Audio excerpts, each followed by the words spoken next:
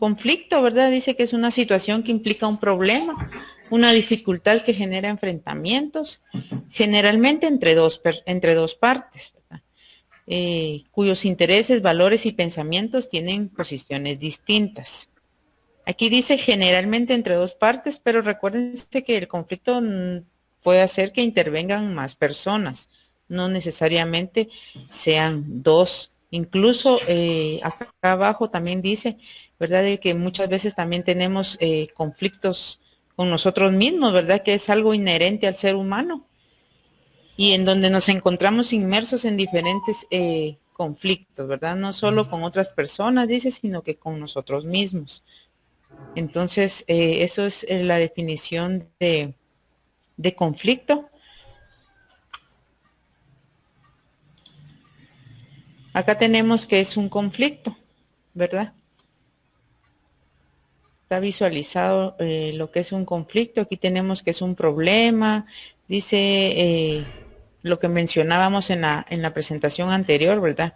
Son cuando los intereses, valores, pensamientos son diferentes, ¿verdad? Y entramos en una especie de dilema o problema porque no logramos unificar, ¿verdad? No logramos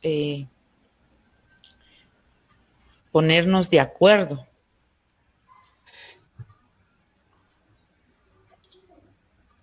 ¿Por qué es importante tratar el tema de conflictos en el establecimiento, en la escuela o en el aula? Dice.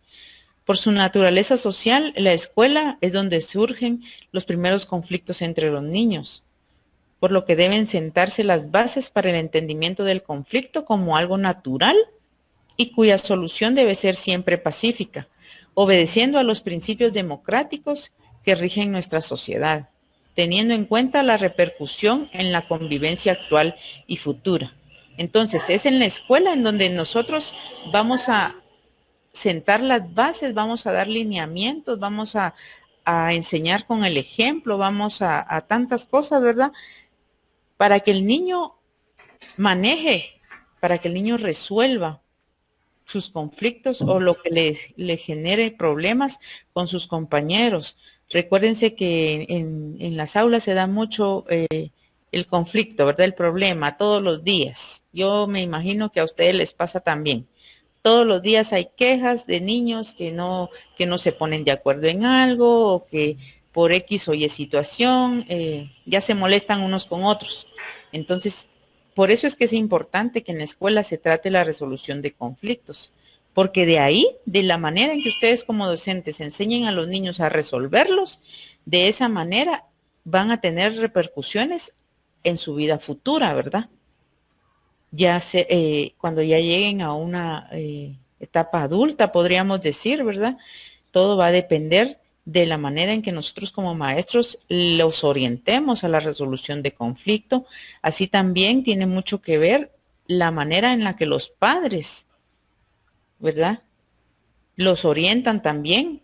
Y a veces nos encontramos con la situación en la que nosotros les decimos siempre a los niños, miren, los problemas no se arreglan así, los problemas se arreglan hablando, ustedes tienen que venir y decirme, no solo pegar, ¿verdad? No solo dañar al compañero.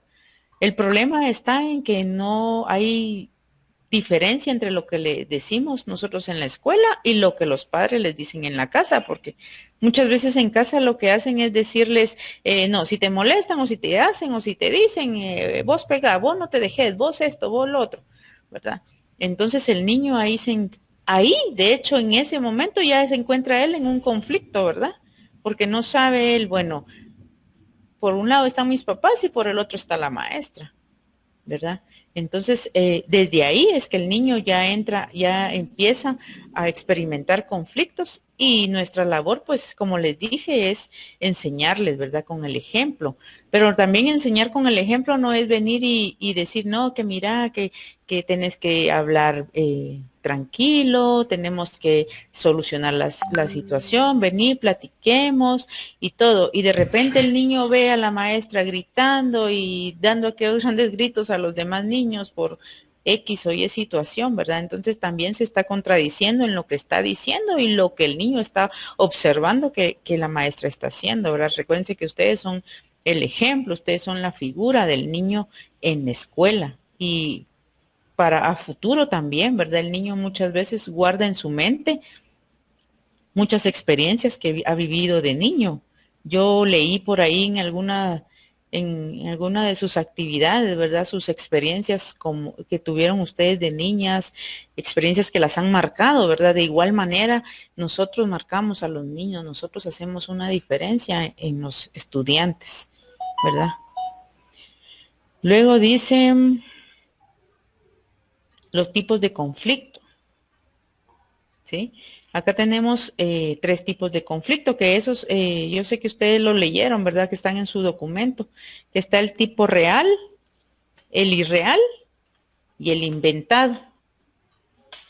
Dice que el real es aquel que pues hay un problema y las partes involucradas pues están tratando de buscar alguna solución, platican, dialogan, conversan, se comunican, pero no logran llegar a un acuerdo, ¿verdad? No logran resolver el problema, ¿verdad? Ese es el tipo de conflicto real. El irreal es aquel en donde hay algún tipo de malentendido, ¿verdad? Pero que es una cuestión, es inconsciente, ¿verdad? No hay ninguna mala intención, sino que simplemente yo escuché eso, yo asumí eso, yo entendí eso, ¿verdad? Y entonces cada quien interpreta a su manera y entonces ahí ya se da este tipo de conflicto. Ahora, el inventado, que es en este sí ya hay una especie de maldad inmersa, ¿verdad? Aquí ya es aquella persona que le gusta así como que andar metiendo zozobra o cizaña, ya el malentendido o ya lo tiene él, ya lo hace con una mala intención, ¿verdad? Con la intención de buscar y hacer un problema o lograr un conflicto entre las personas, ¿verdad? Muchas veces se da el caso también de que existen eh, hemos conocido personas o nos hemos encontrado con personas que les gusta mucho esto, ¿verdad? Esta parte de vivir en problemas con la misma familia, con los compañeros de trabajo, con los vecinos y así, ¿verdad? Entonces, ese tipo pertenece a este tipo de conflicto, ¿verdad? El tipo inventado. También tenemos acá dentro de las causas de un conflicto, tenemos 6 causas, ¿verdad? Primero, la comunicación, que en este caso sería la mala comunicación o poca comunicación, ¿verdad? Entre las personas. También tenemos los aspectos verbales y los no verbales, ¿verdad? A veces las palabras no las decimos como deberíamos, el tono, los gestos, ¿verdad? No son los apropiados, entonces ya venimos y ya creamos ciertos sentimientos o herimos susceptibilidades en las demás personas. A veces un comentario que hagamos o una mirada, algún gesto, ¿verdad? Dice mucho. También tenemos acá que los prejuicios, los estereotipos y la discriminación también son causa de conflicto, ¿verdad? Ustedes lo leí también en algunos documentos y es de su conocimiento que a veces tenemos que así de la nada, ¿verdad? Emitimos juicios, nos anticipamos a juicios sin conocer a las personas, ¿verdad? Los famosos estereotipos, la discriminación que se da en en nuestra cultura, todos esos temas o esos dan o generan un conflicto. La, diversi la diversidad de intereses, necesidades, ¿verdad? Cuando son incompatibles, dice. Si no contamos o no tenemos los mismos intereses, ¿qué es lo que pasa? Todos queremos hacer valer nuestros intereses, nuestro criterio, ¿verdad? Nuestras ideas. Y entonces eso ya genera problemas con las demás personas. Tenemos que aprender a respetar, ¿verdad? La individualidad, tenemos que aprender a respetar todo lo que la persona en sí tiene, ¿verdad? Acá también tenemos No compartir creencias, valores y preferencias. Esto es parecido a esto, otro de las necesidades. A veces en cuestiones de religión, ¿verdad? Ya con temas de ese tipo, ya eso ya es un motivo para generar un conflicto, ¿verdad? Cuando entramos en aquella cuestión de católicos, evangélicos, cuando también los valores, ¿verdad? Que tienen mucho que ver los valores que nosotros tenemos. No todas las personas tenemos los mismos valores o las mismas preferencias hacia determinada actividad, determinada juego, ¿verdad? Entonces todo eso tenemos que aprender nosotros a lidiar con eso. Sí,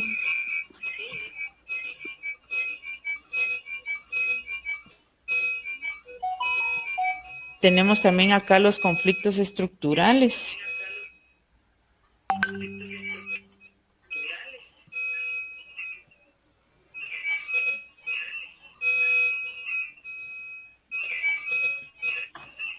Sí. Ay. Profesoras, ¿me escuchan? Sí, Ligda, aquí estamos Ah, es que sí, escuchando. se oía interferencia o un sonido ahí, pensé que no me estaban escuchando. Dale un micrófono que está prendido. Ah, bueno. También dice que otra causa de conflicto dice que son los roles de poder, ¿verdad? Dentro de las escuelas se da mucho esto. Existen compañeros que a veces quieren tener como que más poder o más dominio con relación a los demás compañeros, ¿verdad? Quieren hacer que los demás compañeros hagan lo que ellos dicen así al pie de la letra, ¿verdad? Sin importarle lo que él piense o sienta o si está de acuerdo o no. También esto se da en cuestión de niños, ¿verdad? Cuando a veces desafortunadamente cometemos el error de proyectar cierta preferencia, ¿verdad? Hacia algún estudiante, entonces eso ya genera problemas, genera conflicto, porque ya los demás niños se sienten mal, ya llevan mal al niño, como es el del cuello, como es el que el preferido del aceño, ¿verdad? Entonces todo eso también genera ese tipo de, de, de conflictos, ¿verdad? Dice, según Casamayor, los conflictos más usuales en los centros educativos, dice que son de relación entre los estudiantes, dice, con un fuerte componente afectivo, con dificultades de control. Tiene relación con lo que les comentaba hace un momento, ¿verdad? Del poder, ¿verdad? Cuando les damos mucho poder a ciertos estudiantes, ellos se sienten con autoridad, ¿verdad? Muchas veces también ellos no saben cómo manejar sus emociones, sus impulsos, y en algunas ocasiones tienen dificultades de controlarse, por lo que entonces ellos ya caen en violencia, ¿verdad? Y agresividad con relación a sus demás compañeros. También dice los de rendimiento, conflictos de rendimiento, dice, especialmente cuando los resultados académicos no son los esperados. Acá se da creo de que más que todo en la entrega de notas, ¿verdad? O alguna prueba parcial o algo así que tengamos nosotros que calificar en el aula, ellos siempre están pendientes de cuánto sacaron todos los demás, ¿verdad? Y empieza aquello de que, bueno, pero ¿por qué sacaste eso? Si yo hice mejor el trabajo, ¿y por qué sacaste eso? Si lo entregaste tarde, ¿y por qué sacaste eso? Entonces todo eso también ya genera problemas, esa situación de inconformidad que ellos muestran, ¿verdad? Con relación al rendimiento. También tenemos los conflictos de poder, dice que surgen de roles asignados a maestros como alumnos. Es lo que les comentaba hace un momento, ¿verdad? Cuando como maestros damos cierto poder o privilegios a determinados estudiantes, ¿verdad? Eh, en algunos casos, o en la mayoría de los casos, es porque los niños pues tienen alguna cualidad o habilidad que a nosotros nos gusta o nos beneficia, ¿verdad? Ya sea que son rápidos para hacer las cosas, ¿verdad? Que son limpios, que bueno, lo mando, le pido favor que vaya a hacer tal eh, mandado a otra aula o algo así, y yo sé que él al regresar se pone al día, o sea, son responsables, ¿verdad? En cuanto a los maestros también, no estoy diciendo que las preferencias que se den en cuanto a maestros sea por, eh, por situaciones que se dan, ¿verdad? Dentro del establecimiento, con tantas situaciones, con tanta planificación, con tantos requerimientos del ministerio, que muchas veces tenemos que ver o buscar el apoyo de determinados maestros, ¿verdad? No todos los maestros están prestos o dispuestos siempre a colaborar. En algunos casos, muchos siempre andan así como que molestos, ¿verdad? De que solo se limitan a su labor docente, todavía están con la creencia de que su trabajo se centra en cuatro paredes con sus grupos de estudiantes, ¿verdad? Cuando ahora el trabajo no es así realmente. El trabajo ahora es muy demandante.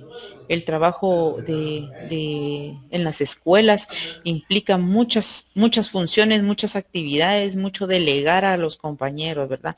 Pero desafortunadamente cuando a veces molestamos a algún maestro o pedimos apoyo en algún maestro, en alguno de los compañeros, eso ya no estoy diciendo que sea en todos los casos, pero a veces lo toman con aquello de que, bueno, yo soy como que la mano derecha de la directora, ¿verdad? Entonces, en determinado momento, pues tengo cierto poder, ¿verdad?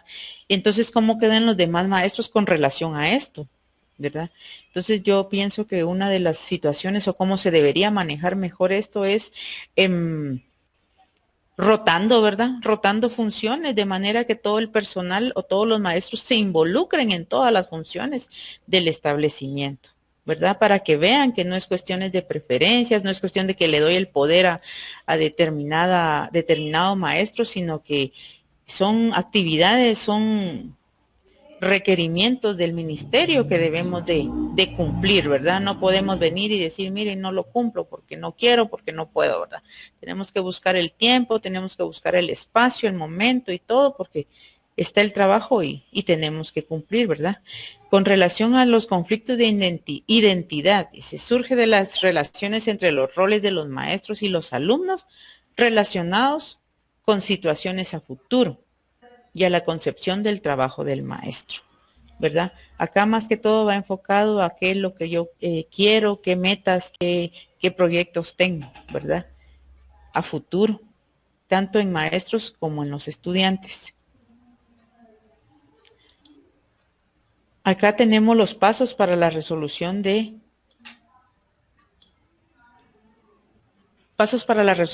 conflictos. Número 1 dice analizar y comprender el conflicto. Acá tenemos tres componentes, ¿verdad? Tenemos a la persona, el problema y el proceso. En cuanto a la persona, pues determinar quiénes son los que están involucrados en el problema, ¿verdad? Quiénes, cuántas personas son, ¿verdad? En cuanto al problema, pues hacer como un listado de los problemas que están, ¿verdad?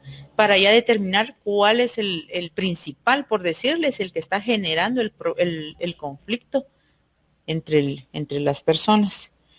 Y el proceso, pues hay que hacer como una especie de un historial, ¿verdad? Del problema, de cómo se dio desde el inicio, por qué es que hasta esta fecha está como está, y también acá también preguntar y saber qué percepción o qué idea o qué conocimiento tienen las personas del problema, ¿verdad? Realizar una especie como de entrevista, ¿verdad? A cada uno de las personas involucradas para, para determinar y buscar las mejores vías o mejores maneras para resolver el conflicto. También tenemos acá las formas alternativas, dice, para resolver conflictos. La negociación, tenemos la negociación, la mediación, la conciliación y el arbitraje. En la negociación dice que se basa principalmente en la comunicación. Está el problema y hay dos personas o tres personas involucradas, está el problema y ellas buscan la manera, están conscientes del conflicto y buscan la manera de cómo resolverlo entre ellas mismas, ¿verdad? Entre las personas involucradas. En cuanto a la mediación, dice, interviene un tercero que facilita la negociación. Debe ser inmediata, confidencial, voluntaria y justa. Bueno, si en la negociación yo me di cuenta que yo no logré ningún acuerdo, no logré ninguna solución, entonces ya busco una tercera persona, ¿verdad? Que nos va a ayudar a buscar una solución.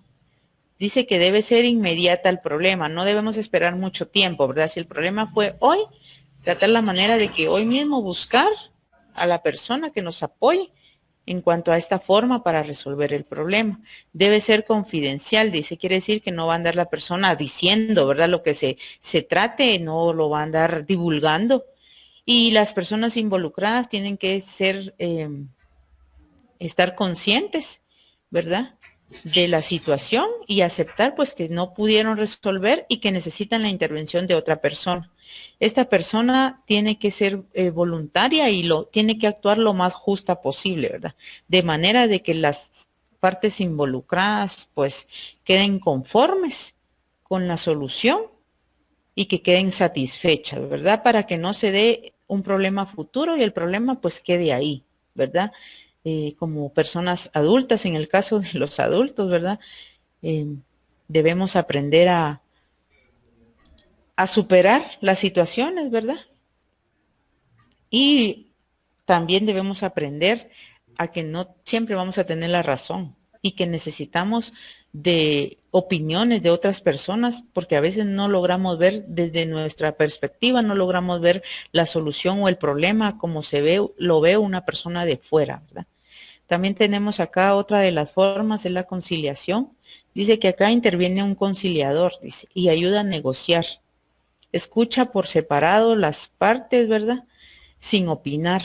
Fija las reglas, realiza la reunión, elabora un documento sobre los acuerdos llegados. Acá si se dan cuenta ustedes, esto ya es así como que en la mediación la persona pues no daba opinión, ¿verdad? Ella no opinaba de lo que, o su opinión personal no la daba. Sin embargo, acá, en la conciliación, pues ya hay una especie de como que más un procedimiento más establecido, más formal, porque ya hay, esta persona se encarga de fijar las reglas, ¿verdad?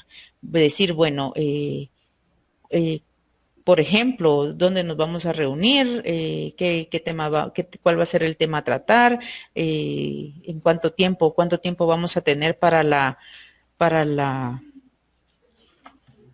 solución del problema, ¿verdad? Ya hay unos lineamientos más específicos o más formal. Y al final, pues elabora un documento. En el caso de las escuelas, pues es un acta, ¿verdad? Un acta en donde queda plasmado, ¿verdad? La situación y los acuerdos a los que se llegaron, ¿verdad? Y en donde las partes, pues quedan conformes y se comprometen a cumplir los acuerdos, ¿verdad? También acá tenemos con relación al arbitraje. Dice que acá interviene una persona con autoridad y toma la decisión. Si se res, y toma la decisión y se respeta por las partes, tiene un carácter judicial. Acá pues ya asisten con una persona que tiene poder judicial, por decirles, ¿verdad? Exponen su problema y es esta persona la que toma la decisión en base a la versión, en base a la opinión, en base a lo que escucha, a la exposición de cada uno de los involucrados, pues ya ella y con base y fundamento legal ya toma una decisión, ¿verdad? Que la cual debe ser acatada, pues porque si no es acatada ya teniendo carácter judicial, pues tiene consecuencias también legales, ¿verdad? También tenemos acá eh, tratamientos pedagógicos de los conflictos. Esta ya es, creo, la de las últimas. Dice, los pilares de la educación cobran fuerza en las relaciones humanas y en la resolución de conflictos. Acá tenemos los 4 pilares de la educación, ¿verdad? Ustedes están bien empapadas en cuanto a los pilares. Tenemos aprender a conocer, aprender a hacer, aprender a vivir juntos y vivir con los demás. Y aprender a hacer. Acá tenemos aprender a conocer, dice, se relaciona a la adquisición de instrumentos que le permitan comprender su entorno, cultivar su memoria selectiva, saber qué es lo positivo, lo negativo, eh, ¿verdad? Deducir también, ¿verdad? Todo lo que tenga que ver con su entorno, todo lo material podríamos decir, ¿verdad?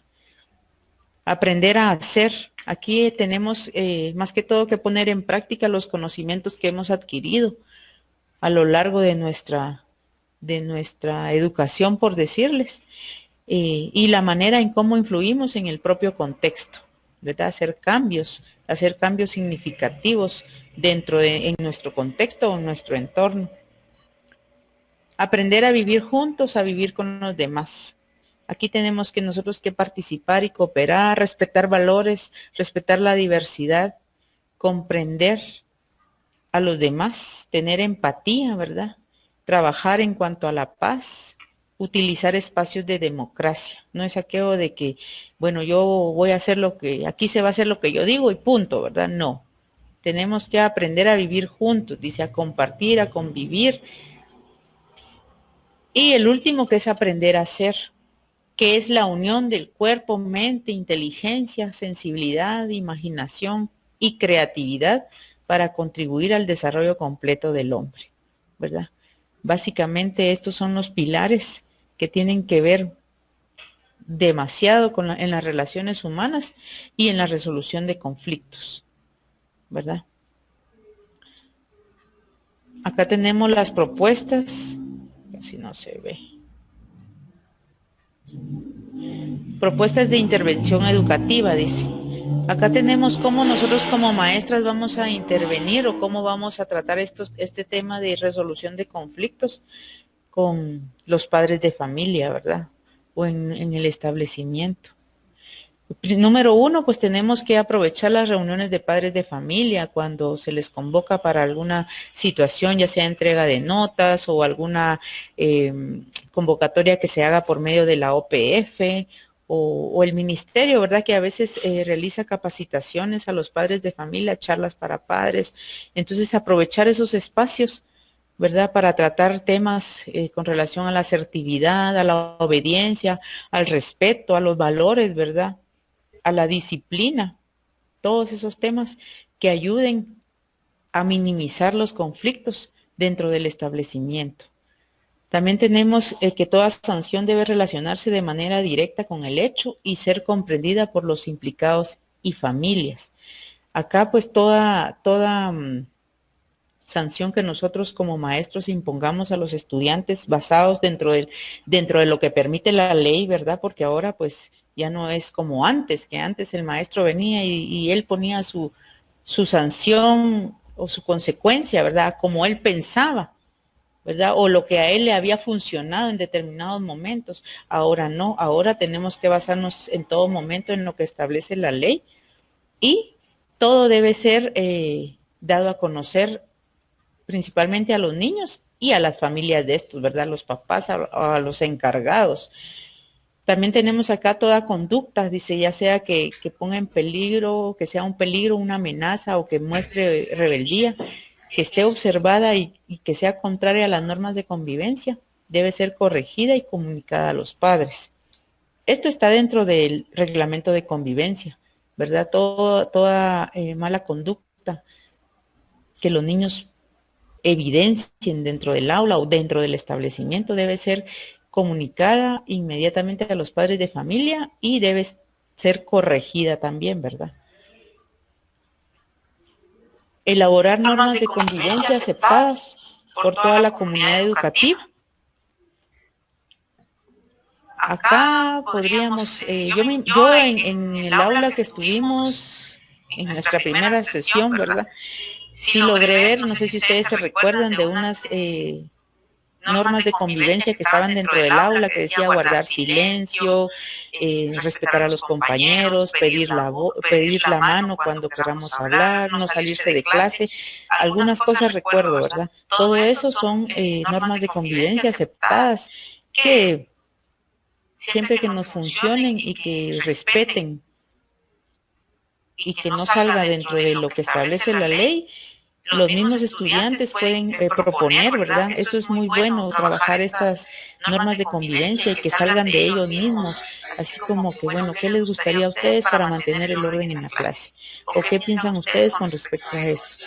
¿Verdad? Que de ellos mismos salga para que cuando ellos lo vean en el pizarrón ellas sientan aquella motivación y aquello de decir, aquel respeto, ¿verdad? De que de ellos mismos salieron esas normas, ¿verdad? También acá tenemos elaborar manual de procedimientos que especifiquen la gravedad de actitudes relacionadas con conflictos y las acciones precisas a seguir, ¿verdad? Aquí habla de un manual en donde se deben como que especificar la gravedad de las situaciones, ¿verdad? Y en base a la gravedad también así las acciones que se van a tomar para corregir esa mala conducta, por decirle, ¿verdad? O conducta inadecuada. Tenemos como número 6 establecer pautas de acción en cada salón de clase. Aquí ya va más específico a nuestros salones de clase. Dice, fomenta el diálogo, principalmente, ¿verdad? La maestra debe en todo momento fomentar y promover el diálogo para la resolución de conflictos, para que ellos no caigan en ningún tipo de violencia o de agresividad, ¿verdad?, entre ellos mismos. Promoción de normas de convivencia, era lo que hablábamos anteriormente, ¿verdad? El respetarnos, el no gritar en clase, no poner apodos, por ejemplo, ¿verdad? A ellos se maneja mucho esa parte de los apodos o sobrenombres. Entonces hacer mucho énfasis en eso, ¿verdad? De que pues a quien tiene un nombre y que por ende pues así tenemos que llamarlo, ¿verdad? Adquisición práctica y fortalecimiento de la educación en valores que promueva la dignidad, el derecho, la libertad, la participación para una convivencia sana. En uno de los temas platicábamos de la educación en valores, ¿verdad? Y la importancia que es trabajar ese tema dentro de los estudiantes y cómo eso repercute en sus relaciones interpersonales, ya sea dentro del aula, dentro de la comunidad y a nivel de familia también, ¿verdad? Les ayudan mucho. También acá tenemos favorecer el aprendizaje cooperativo, ¿verdad? Trabajar mucho la parte de la cooperación, de la colaboración, del trabajo en equipo, eso ayuda bastante, ¿verdad? Porque hay niños que les cuesta determinada actividad y a quienes se les facilita o lo tienen como fortaleza, sirven de apoyo para estos niños, ¿verdad? También tenemos acá el autocontrol emocional, que le permita manejar sus emociones y controlar sus impulsos ante situaciones de conflicto, ¿verdad? No caer en aquel, bueno, yo resuelvo esto así, ¿verdad? Con golpes, con agresiones, con maltratos, ¿no? Sino que tener autocontrol para poder ellos manejar sus emociones, manejar su temperamento hasta cierto punto, ¿verdad? Controlar sus impulsos y evitar pues algún tipo de acción correctiva, ¿verdad? En donde hasta reciba castigos o sanciones en su casa, ¿verdad? Por la mala conducta. Abordarse temas como la obediencia, la autorregulación, habilidades asertivas, cómo evitar resentimientos, ¿verdad? Construcción de la libertad, la capacidad y procedimientos para la resolución de problemas. O sea, ustedes si se dan cuenta, tenemos mucho que trabajar y poco tiempo dentro del aula, ¿verdad? Yo sé que a ustedes pues se encuentran en la situación del tiempo por el nivel que manejan. El tiempo es un factor que muchas veces limita, ¿verdad? En todo esto, porque aparte de eso, pues los niños, pues por ser pequeños, requieren más tiempo para hacer todas las actividades y eso hace que se dificulte establecer este tipo de pautas, pero no significa que no se logre hacer o que no se pueda hacer, ¿verdad? Se puede hacer. El que quiere, querer es poder, hay un dicho, ¿verdad? Y sí, se puede hacer, tal vez no todo trabajado el mismo día, en el mismo momento, ¿verdad? Pero sí poco a poco. Recuérdense que en el niño, pues, hay que ser muy constantes en cuanto a los valores, en cuanto a las normas de convivencia, en cuanto a todo lo que se les presentó en estas diapositivas. Debemos de ser muy constantes con ellos, ¿verdad? Acá tenemos una imagen, ¿verdad? Dice actitud de cambio en la resolución de conflictos. ¿Cómo nosotros como personas podemos empezar a cambiar o a evitar que hayan conflictos o generar conflictos? Pues primero que todo, pues trabajarnos en la autoestima, ¿verdad? Querernos a nosotros mismos, pensar siempre positivo, ¿verdad? Muchas veces en lugar de decir yo me quiero, lo primero que hacemos es estar como que renegando, ¿verdad? No estar de acuerdo con cómo somos, con cómo estamos, con lo que tenemos, ¿verdad? Entonces eso tiene mucho que ver acá. También tenemos pensar positivo siempre de todo lo que nos pasa, de todo lo que nos pasa, sacar siempre algo positivo, algo bueno, ¿verdad? Porque nunca pasa nada solo por pasar, ¿verdad? Siempre hay un porqué, un motivo, y es en eso en lo que tenemos que enfocarnos, ¿verdad? Sacar lo positivo de todo lo que nos pasa. Dice, no lo mires como inundación, dice dos personas que están casi que ahogadas, no lo mires como inundación, míralo como una hidroterapia. Dice. O sea, quiere decir que no importa el mal momento que estemos pasando, pero que tratemos de sacar siempre algo bueno, algo positivo, ¿verdad? De todas las situaciones que vivimos. Luego está acá, dice, lo que más me importa es cómo te ves, lo que más importa es cómo te ves a ti mismo. Miren un gatito y se ve como que fuera un león. Entonces, esa es parte de la autoestima, ¿verdad? Cómo nos vemos como personas, como docentes, como madres de familia. Eso es muy importante porque la manera en la que nos veamos es lo que vamos a proyectar a nuestros estudiantes, a nuestros hijos, ¿verdad? Y acá tenemos esta última imagen que dice una sonrisa puede abrir puertas y una buena actitud las mantiene abiertas. Muchas gracias.